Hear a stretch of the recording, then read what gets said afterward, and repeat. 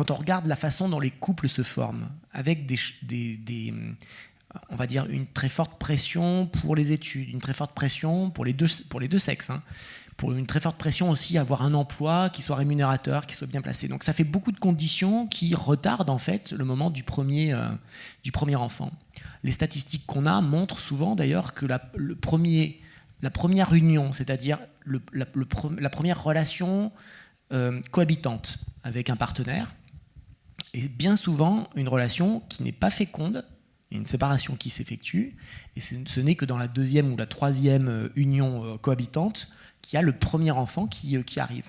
Alors ça ne concerne pas tout le monde, il y a des différences de classe sociale très différentes, donc voilà. Mais c'est un profil quand même qui est assez net, au sens où il tranche avec ce qu'on connaissait avant, c'est-à-dire que quand on s'installait avant, l'enfant venait arriver très très vite.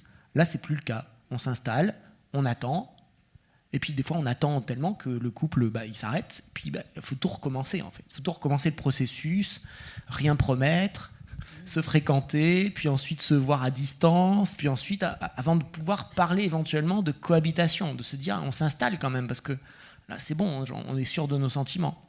Tout ça, ça prend énormément de temps. Et ce qu'on constate dans les personnes dont j'ai des témoignages en fait sur ces cas de maternité solo, c'est que bien souvent en fait on a des personnes qui ont vécu des difficultés conjugales extrêmement importantes, des violences, des séparations très dures, qui ensuite se sont pas remis en couple pendant un certain temps et qui à l'âge où elles arrivent en fait se disent c'est maintenant quoi. Si je veux un enfant c'est maintenant et c'est tout seul, enfin toute seule.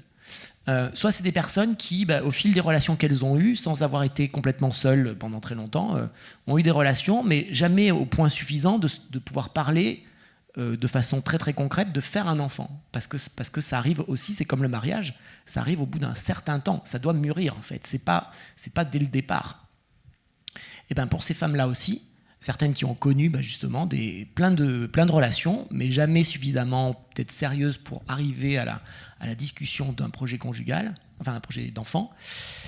Au moment de la énième séparation, il y a aussi l'idée que là maintenant, il faut que je prenne les choses en main, sinon ce sera trop tard, je ne pourrai pas avoir d'enfant. Donc, pour une bonne partie de ces femmes-là, c'est pas un refus du conjugal, c'est pas un refus de faire famille du tout. C'est l'idée plutôt que il y a une forme d'urgence. C'est l'horloge biologique. C'est l'horloge biologique. Et que le conjoint éventuel qui s'occupera, avec qui je m'occuperai éventuellement de l'enfant, on verra plus tard s'il arrive.